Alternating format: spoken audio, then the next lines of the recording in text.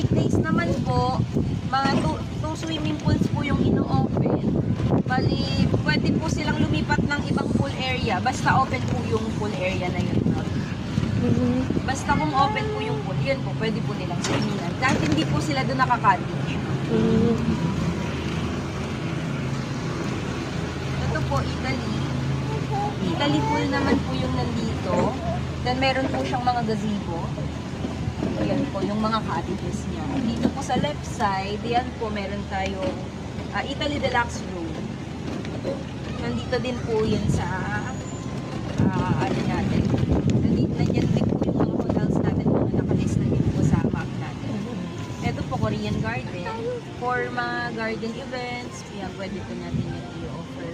Santorini Events Place.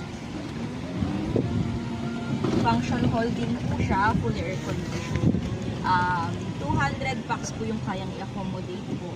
Pero may time po kasi ng mga team building, kung wala naman pong mga tables na nakaset up, kung classroom type po, kaya po siya ng 400 to 500.